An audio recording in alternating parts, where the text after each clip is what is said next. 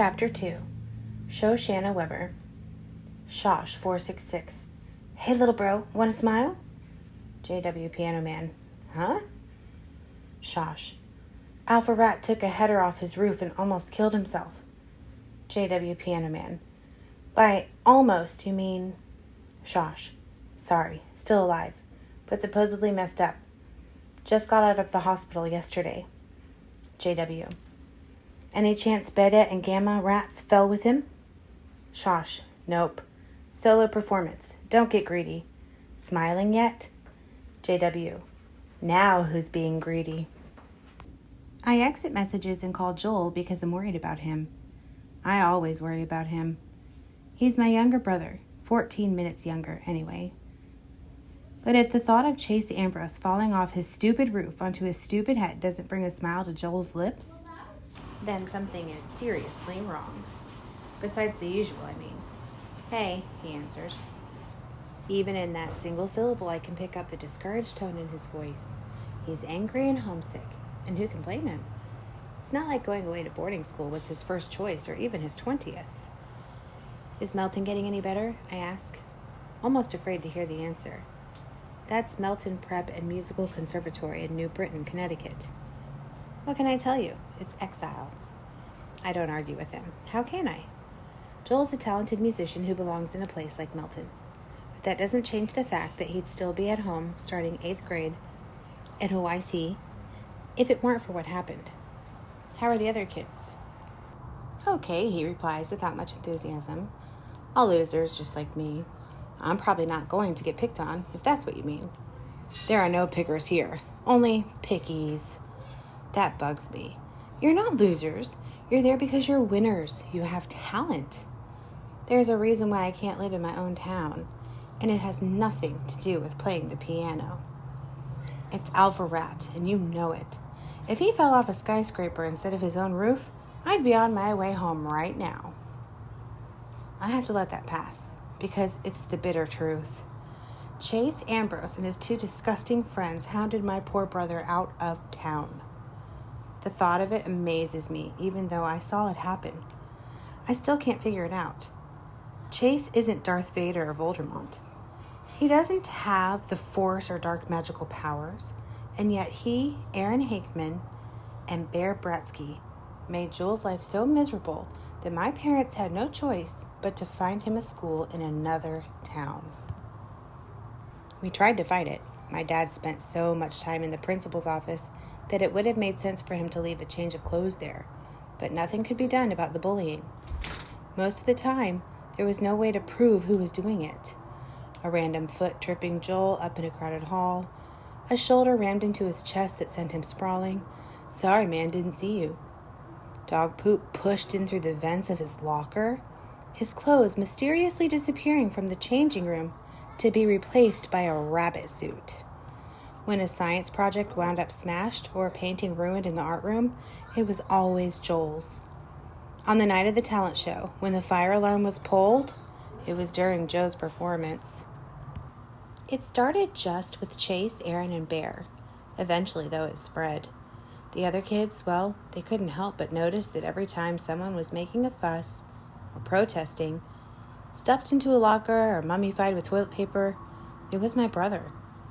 Before you knew it, Joel was the school victim and the school joke. His life was practically unbearable. Who do you blame? The principal? Dr. Fitzwallace did what he could, but most of the time, there wasn't any evidence. Sure, he could make the occasional try. There was this time Chase chucked a lacrosse stick at Joel's bike and the butt end got jammed into the spokes. Joel went flying over the handlebars, wound up with a sprained wrist, a black eye, and a nasty scrape along his jaw stretching from chin to ear. There were plenty of witnesses to that one. Dr. Fitzwallace was all set to throw the book at Chase. A long suspension, the works. The school board overruled him. They agreed it was wrong to throw the stick, but insisted that Chase couldn't have predicted it would result in serious injury. The real reason was that Chase was the town's sports hero, and the son of the last town sports hero. Chase's dad had a lot of admirers on the board, and my family didn't. The only time anyone was able to pin something on those three idiots, it had less to do with my poor brother than the fact that it cost the district money. At the big open house in May, Joel was invited to play piano. He's by far the best musician around here, even if none of the other kids appreciate it. Anyway, Chase, Aaron, and Bear planted 6 cherry bombs inside the school's baby grand, timed for the middle of the performance. I can still hear Joel scream when the big firecrackers went off, splintering the wood of the piano. I think that's part of what makes him such an irresistible target for the Chases of the world. They know they can always get a reaction out of him.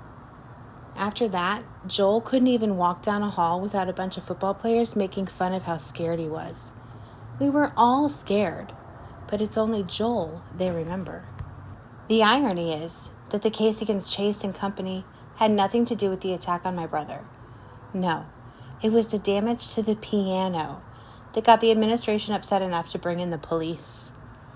The juvenile court judge sentenced Chase, Aaron, and Bear to community service at our town's senior citizens' home.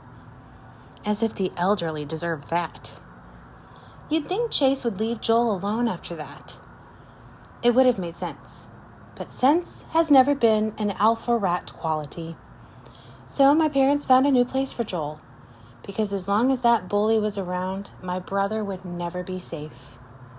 Joel's probably right. If Chase had fallen off a skyscraper instead of just a roof, he'd be able to leave Melton and come home. Sometimes I feel like I should be up on that tall building pushing Chase over the side. But that would make me no better than him. And I am better. Everybody is. The night before the first day of school, my dad always used to take Joel and me to Heaven on Ice, which is one of those self-serve frozen yogurt places. Even though Joel and I are twins, our dessert strategies are totally opposite. I get vanilla yogurt with just a handful of chocolate sprinkles. Joel prefers a thimbleful of yogurt and 99% toppings. It's a competition to see who can load up the most weight. I don't want to go this year. Come on, Sash, my dad wheedles. It's a tradition. All your friends will be there. Not my best friend. He gives me a sad smile. So you and Joel are best friends now? When he's home, you two fight like cats and dogs. He should be home now. I know Dad's trying to help, but I'm determined to be miserable. We've been over this a million times. This is the best thing for Joel. Whatever the reason he's there, he'll learn to love Melton for the music program. In the end, I let him talk me into going. Mom and Dad are worried enough about my brother. I don't need them stressing over me, too. It's weird to be at Heaven on Ice without Joel. I see Hugo and Marisha, and the first question they ask is how Joel's doing. The way they say it, it's like he's been shipped off to the moon. Not Connecticut. I don't want to deal with the whole sob story again, so I changed the subject and asked them about camp. They both went to sleepaway this summer. Right when Hugo is telling me about his life and death struggle with a pup tent, I spot him, the jerk, the worst person in the world. Chase has a few small cuts and bruises on his face, although nothing like what I was hoping for. His left arm is in a sling, but that's about it. He's standing in front of the row of yogurt dispensers with a timid look on his face, like he honestly can't decide what flavor he wants. Isn't that classic? The kid who feasted on Joel, chewed him up and spit him out, can't make up his mind between strawberry banana and rum raisin. Too bad they don't have poison. He must feel me glaring at him because he glances up and catches my eye. He looks right through me at first, which is insulting enough. And then he does something so horrible that I can barely believe it, even from the likes of him. He casts me a shy smile. All the anger that's been building inside me since Joel left for Melton rises to the surface like magma. Before I have a chance to think about it and stop myself, I stalk over to Chase. I get right in his face and tell him, "You got some nerve grinning at me after what you did. You stay out of my way or you'll be sorry." I take my beautiful vanilla yogurt with chocolate sprinkles, dump it over his head, and sweep out of the store. My father's in conversation with one of the other dads and almost misses me storming past. Done so soon? He asks. Then he looks back inside and sees our family's arch enemy, dripping frozen yogurt and sprinkles all down his face, dabbing at himself with a soaked napkin in one free hand. Car's around the corner, Dad mumbles, hurrying me away from heaven on ice. He's embarrassed, sure, but maybe also a little bit proud. And how do I feel? I thought there was nothing Chase could do to make me madder at him than I already am. Now I stand corrected. Every time I think about it, my blood boils a little bit hotter. After all the bad history that went down between him and Joel, I swear he looked at me like he'd never seen me before in his whole life. Like he hadn't played a starring role in destroying my family.